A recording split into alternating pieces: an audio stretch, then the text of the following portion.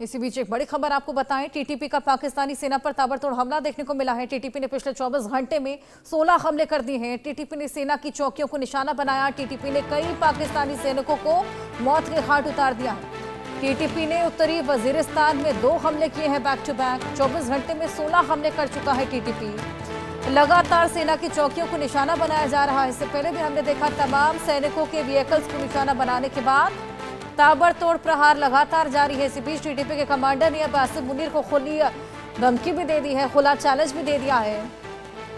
पाकिस्तानी सैनिक जो कि पूरी तरीके से नाकाम साबित हो रहे हैं इन तमाम हमलों को नाकाम करने में।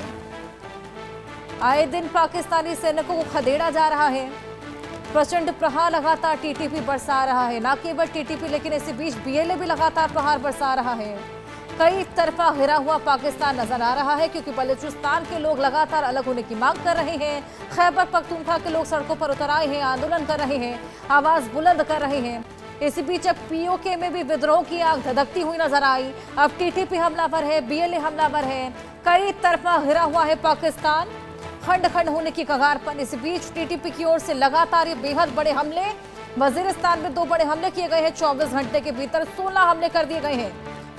बाकायदा वीडियो जारी कर क्या कुछ क्षति पहुंची है ये भी दिखाया जाता है, क्योंकि अब पाकिस्तान की सेना जो कि लगातार विक्टिम बनती जा रही है, लेकिन इसके बावजूद कोई एक्सेप्टेंस वहां से नहीं देखने को मिलता।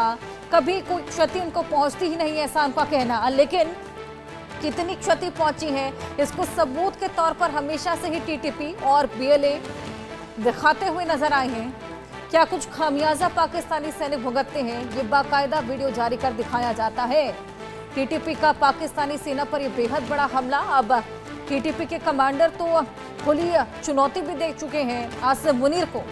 इस बीच कई पाकिस्तानी सैनिकों को मौत के घाट अब टीटीपी उतार चुका है। लगातार हमले कर रहा है, ताबड़तोड़ प्रहार बरसा रहा है। 24 घंटे के भीतर 16 हमले किए हैं। वजीरिस्तान में 2 हमले किए हैं। सेना की चौकियों को निशाना बनाया गया और ये बेहद बड़े हमले यहाँ पर किए हैं। खासा नुकसान यहाँ पर पाकिस्तानी सैनिकों का हुआ है।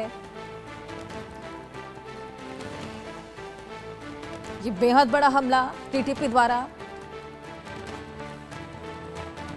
टीटीपी ने कई पाकिस्तानी सैनिकों को मौत के घाट उतारा है। उत्तरी वजीरिस्तान है जहां पर टीटीपी ने ये 2 हमले बोले हैं। पाकिस्तानी सेना पर ये लगातार ताबड़तोड़ अटैक्स देखे जा रहे हैं तहरीके तालिबान पाकिस्तान की ओर से। अब इन्हीं के कमांडर को धमकी देते हुए भी सुना गया, जो आसिम मुनीर को खुला चैलेंज देते नजर आए कि मां का दूध पिया है तो हमसे आकर लड़ें, पाकिस्तानी सैनिकों को ना भेजें, खुद मैदान में उतरें।